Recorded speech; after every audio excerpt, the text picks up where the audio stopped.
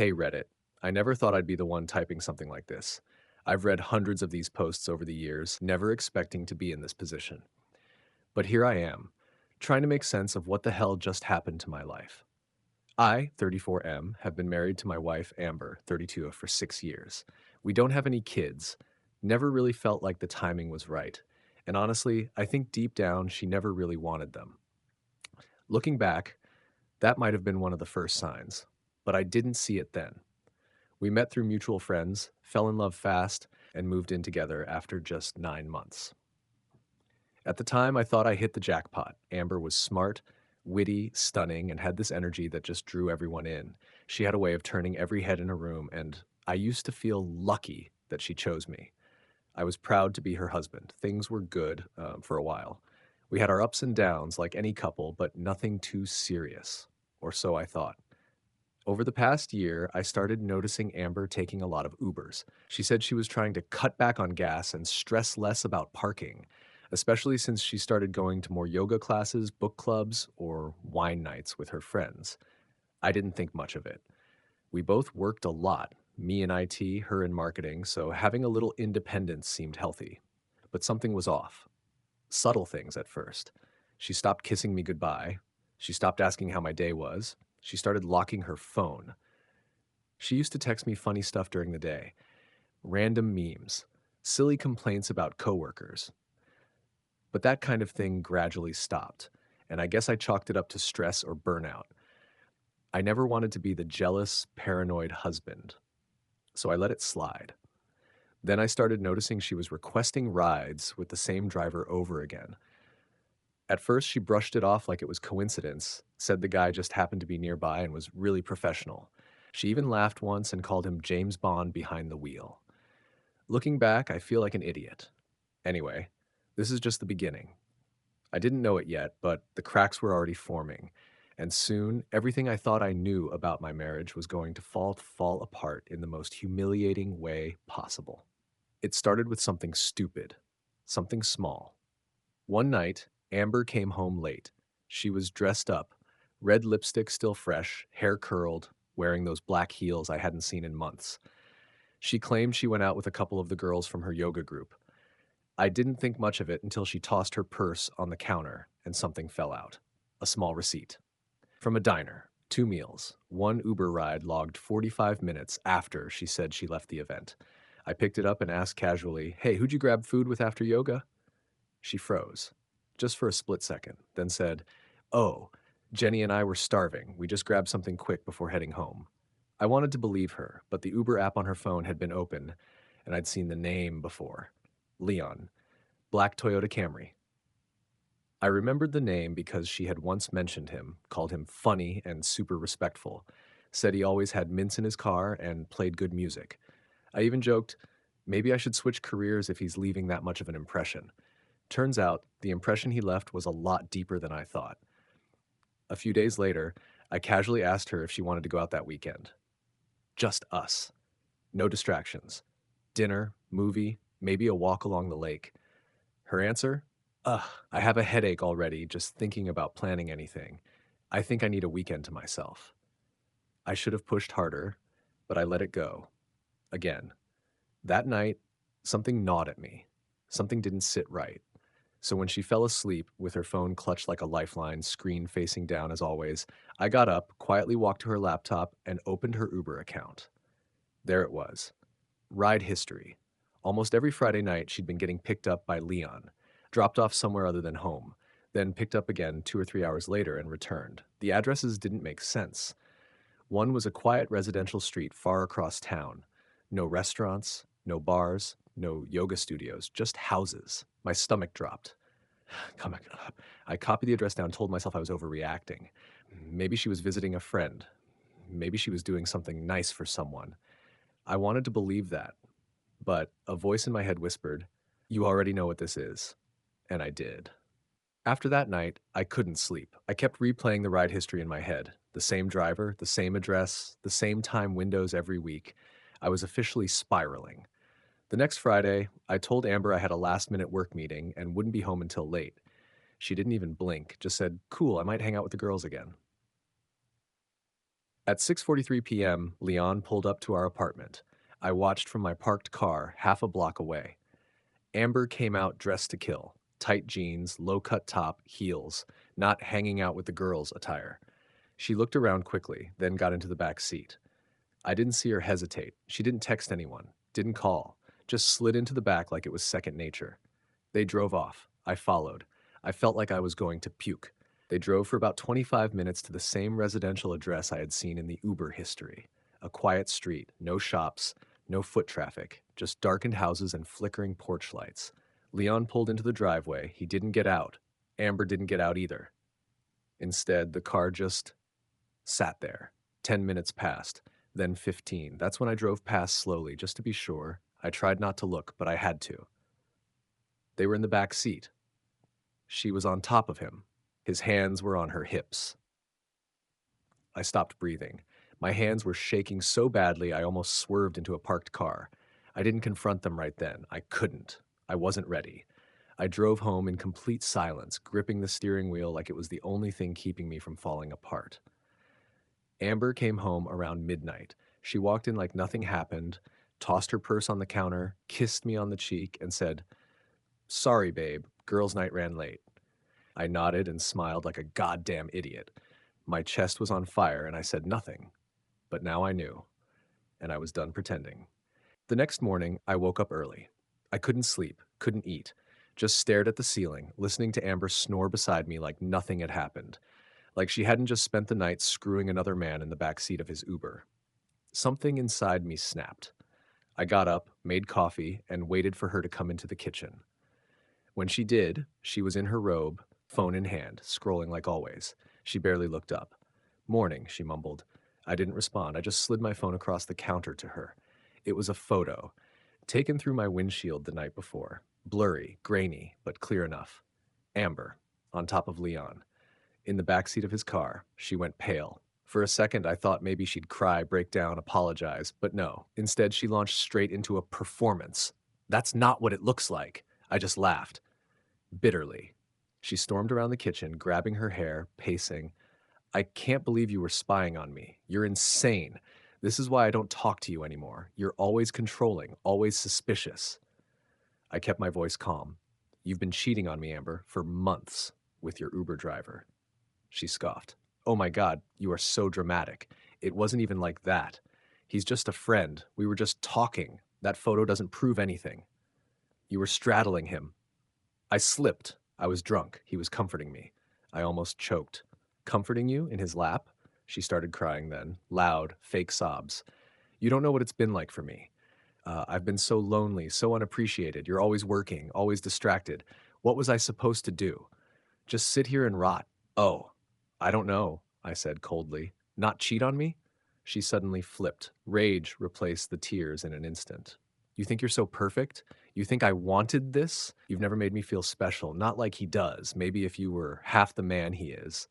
That was it. I stood up. "We're done, Amber." She froze. "I'm filing for divorce." "You're being ridiculous?" "No, I'm being free." She screamed, literally screamed, knocked a glass off the table and slammed her hands on the counter. "You're not leaving me. You don't get to walk away like you're the victim." I didn't say anything else. I grabbed my keys and left the apartment. I didn't know where I was going, but anywhere was better than being near her. I stayed at a friend's place for a few days after the confrontation. I needed space, time to think, time to process. But even from a distance, Amber kept trying to crawl back into my life. Texts, calls, voicemails. At first, she begged. "I made a mistake. Please come home. Let's talk about this like adults." It didn't mean anything. Then she turned manipulative. "You think you'll find someone better than me? Go ahead, throw away everything over one little slip up. You're overreacting. You always were too sensitive." Finally, she went nuclear.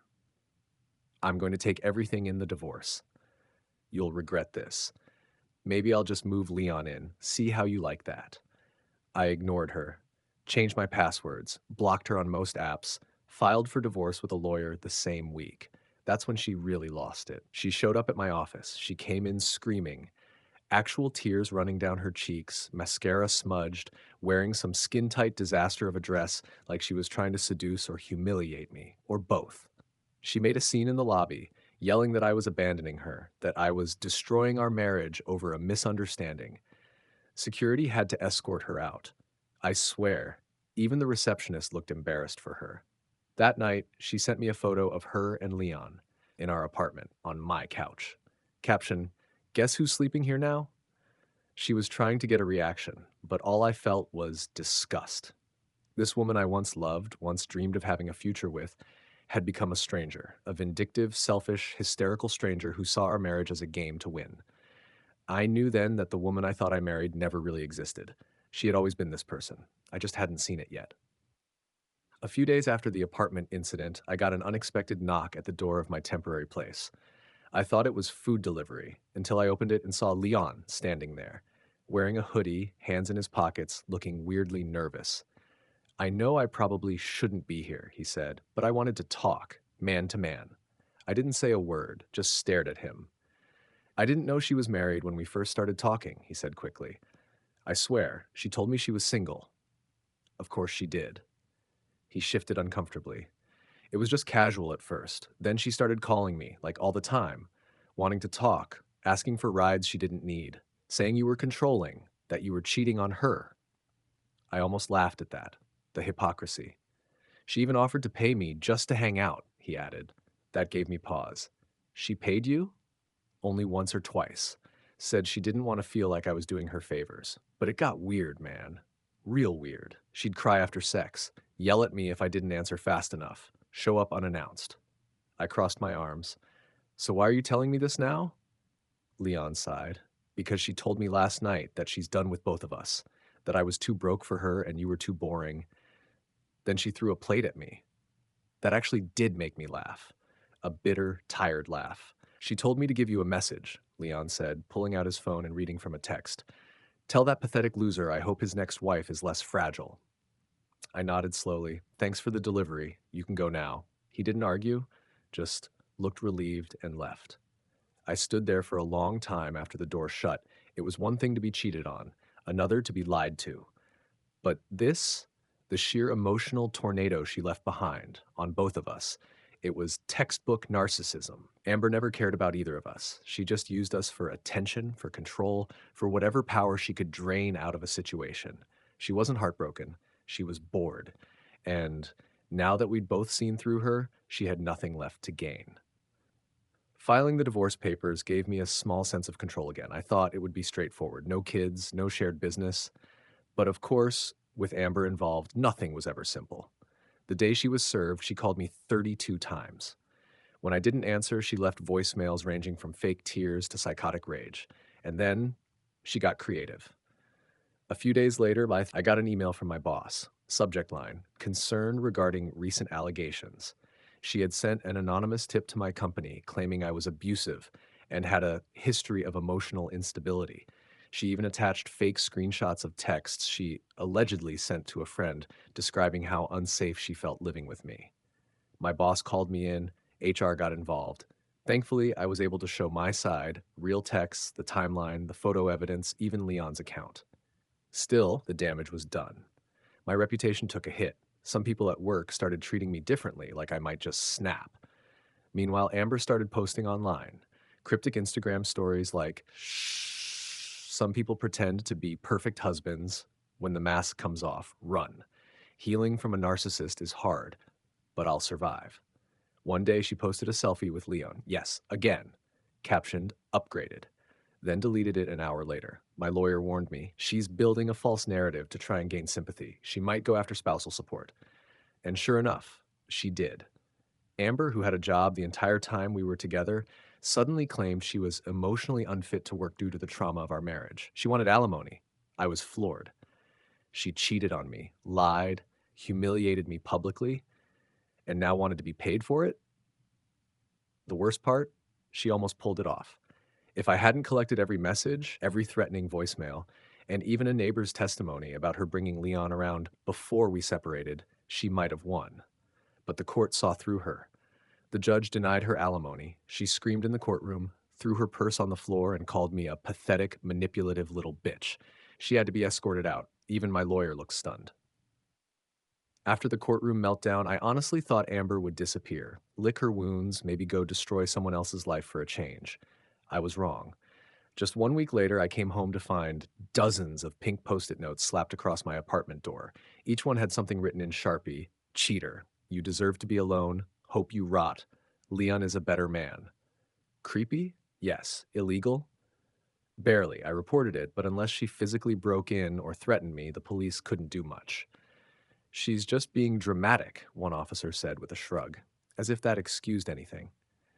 But she wasn't done. I started receiving weird packages: a box of used lingerie, a bouquet of dead flowers, a pizza I didn't order with anchovies, which she knew I hated, all charged to my name, all delivered by confused drivers who just shrugged and said it was already paid for. And then the voicemail. I'll never forget it. It was 2:47 a.m. My phone buzzed. I didn't answer. A message was left. Amber, slurring her words, crying 1 second and screaming the next. You ruined me. You turned me into this. I could have been happy. I could have had everything. But you couldn't just let things go. You couldn't just forgive me. You'll die alone. No one will ever love you like I did. No one. I saved it. I sent it to my lawyer. He told me to document everything: every weird delivery, every post-it note, every harassing message. We filed a restraining order the next day. Meanwhile, Leon? Gone. Ghosted her. Apparently, she'd scared him off too. I heard from a mutual friend that he left the city entirely, blocked her on everything. Probably for the best. Amber, now completely alone, spiraled harder. She started messaging my mom, claiming I was abusive. She even showed up to my workplace again, but this time, security had the paperwork ready. She was escorted out within minutes. That was the last time I saw her in person. But even with the restraining order, she still lingered, like smoke in the walls. I kept looking over my shoulder, wondering if she'd try something else. I started therapy. I had to, because when someone like Amber crashes through your life, they don't just break your heart, they try to destroy your sanity. It's a strange thing: freedom.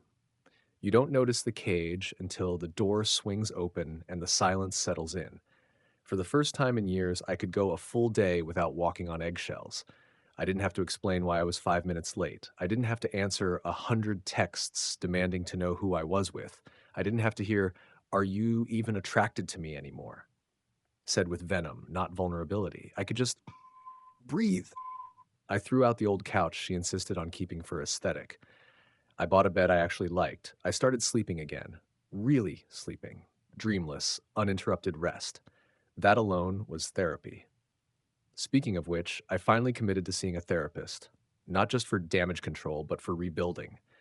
And let me tell you, the hardest thing wasn't admitting I'd been hurt. It was admitting I'd allowed it, that I saw the red flags, the manipulation, the mood swings, and still stayed.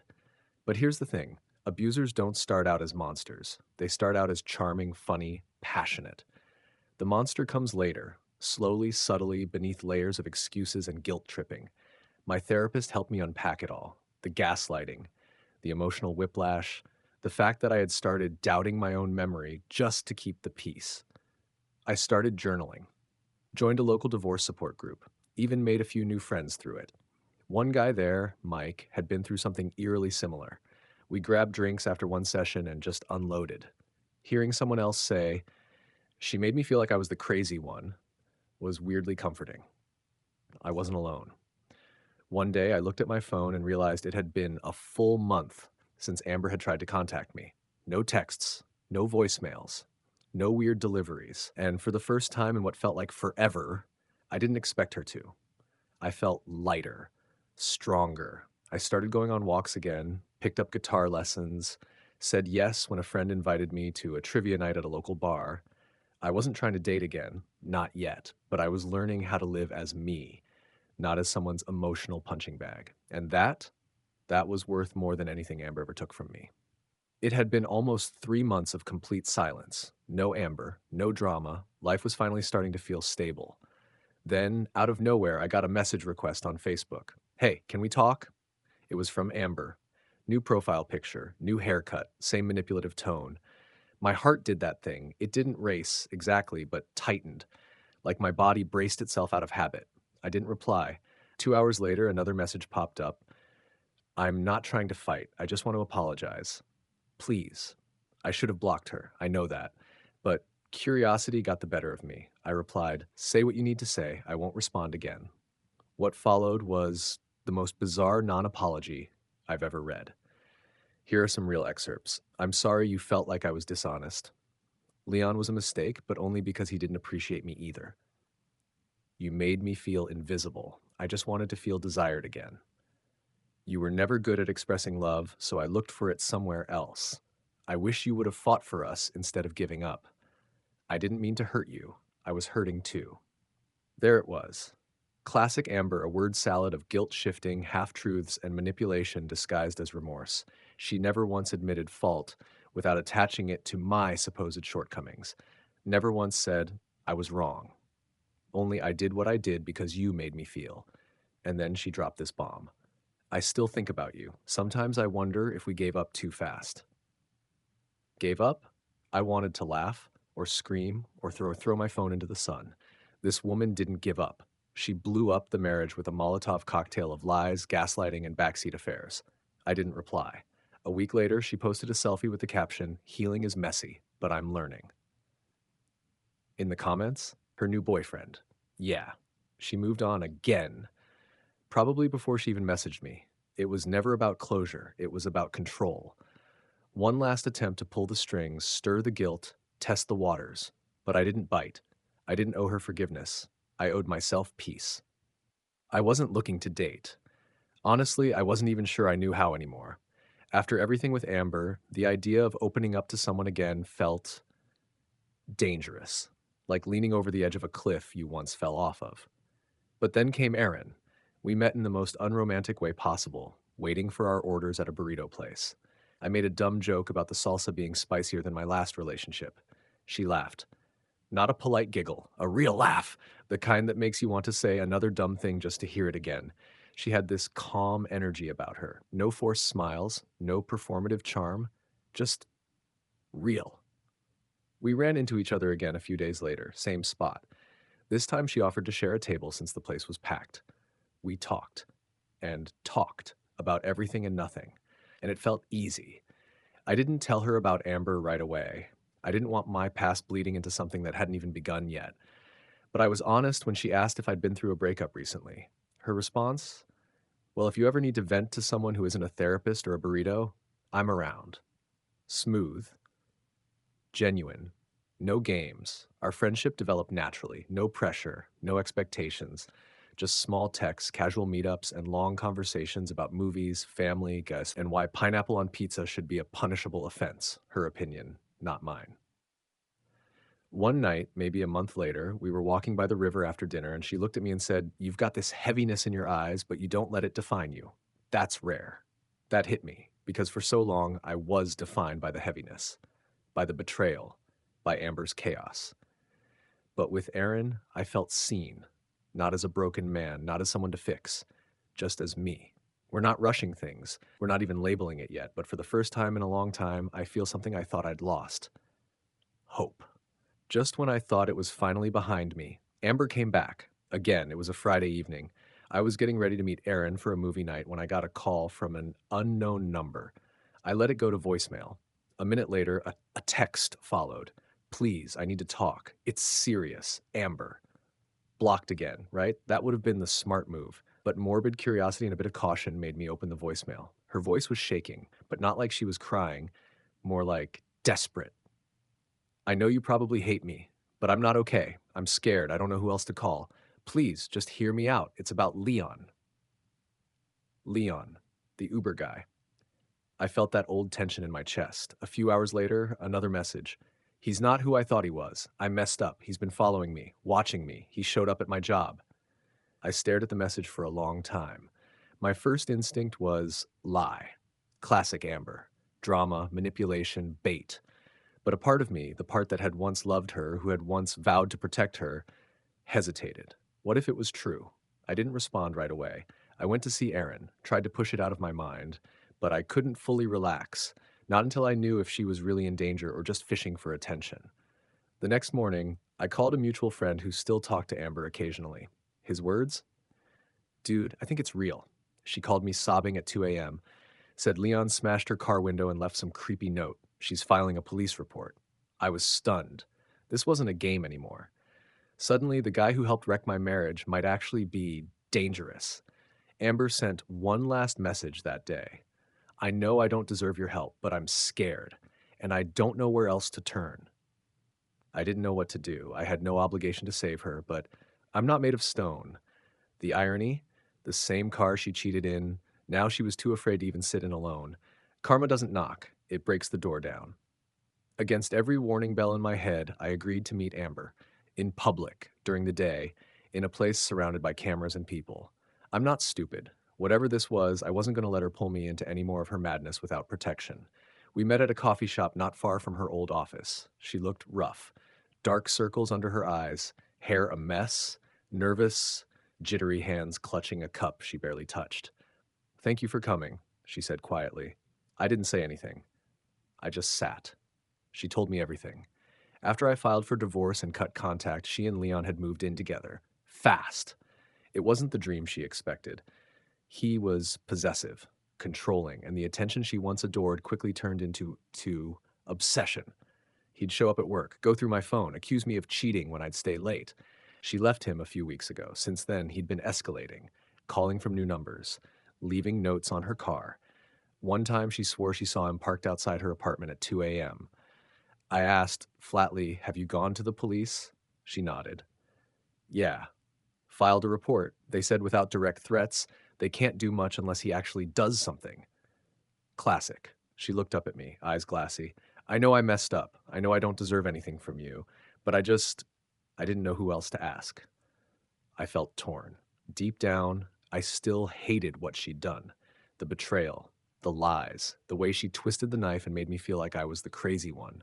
But sitting across from her, scared out of her mind, I didn't feel satisfaction, just sadness. She wasn't the woman I married anymore. Hell, I wasn't the man who married her either. You need to take care of yourself, I finally said, not look for another man to save you.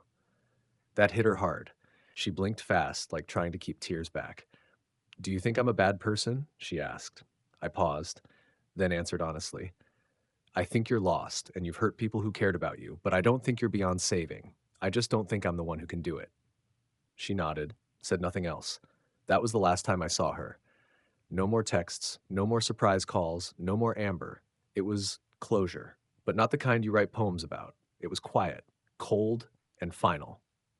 And weirdly, I was okay with that. After that last coffee shop meeting, I blocked Amber's number for good. I needed a clean break, and I finally felt like I got it. No drama, no yelling, no lies or fake tears, just silence. And in that silence, something strange happened. I started to feel like myself again. Not the version of me who was constantly doubting, analyzing every text, every glance, every trip she took. Not the bitter, angry shell I had been for months after the divorce. No, no. I started laughing again, sleeping through the night, even catching myself humming while making coffee. Small things, but they felt huge. Erin was still around, still patient, still kind. We weren't rushing anything. She made it clear she didn't want to be a rebound or a therapist, and I respected that. But she did become my friend, my safe space. We started spending more time together, cooking, hiking, watching awful 90s thrillers we both secretly loved. And somewhere in all that, the idea of love didn't seem so terrifying anymore.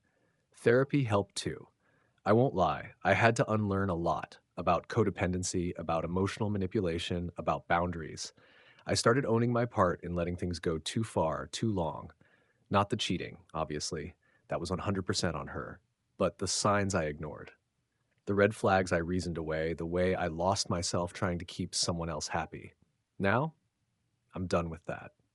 I'm focusing on building a life that feels good alone, and anything else that comes along is just a bonus. Divorce didn't destroy me, it refined me. I stopped seeing myself as the guy whose wife cheated on him in an Uber and started being me again. And for the first time in forever, I can say this without flinching. I'm actually happy. If you had told me a year ago that I'd be posting about my wife cheating on me in a damn Uber, I would have laughed in your face. But life is weird like that. Now that it's all behind me, mostly, I want to say a few things to anyone who's going through something similar. Maybe you're the one being lied to. Maybe you're still questioning your gut. Maybe you're standing at the edge of heartbreak, too afraid to jump. Here's what I've learned. 1. If something feels off, don't ignore it. You're not crazy. You're not paranoid. You're intuitive, and your instincts are trying to protect you. Listen to them. Chart 2. Love doesn't excuse disrespect. No matter how much you love someone, no matter how long you've been together, if they repeatedly lie, cheat, or manipulate, you don't owe them your sanity. 3. People show you who they are. Believe them. Amber lied a lot, cried a lot, pretended to be confused, lost, scared, and I gave her chance after chance because I wanted to believe in the version of her I loved. But that version was gone. 4. You're allowed to leave. Even if they beg, even if they promise they'll change, you are allowed to say, "This is not enough. I deserve better," and walk. 5. Healing takes time, but it does happen. I didn't think I'd get here. I thought I'd be bitter forever, but with good friends, therapy, and distance, I rebuilt, stronger, wiser, calmer. 6. Karma's real. Amber got her karma. I didn't have to do anything. I didn't get revenge. I didn't go nuclear. I walked away with my head up, and that was enough. So if you're in the middle of your own nightmare, hold on. It won't always hurt like this, and one day you'll look back and realize it wasn't the end. It was the beginning. Thanks for reading my story. OP, the end.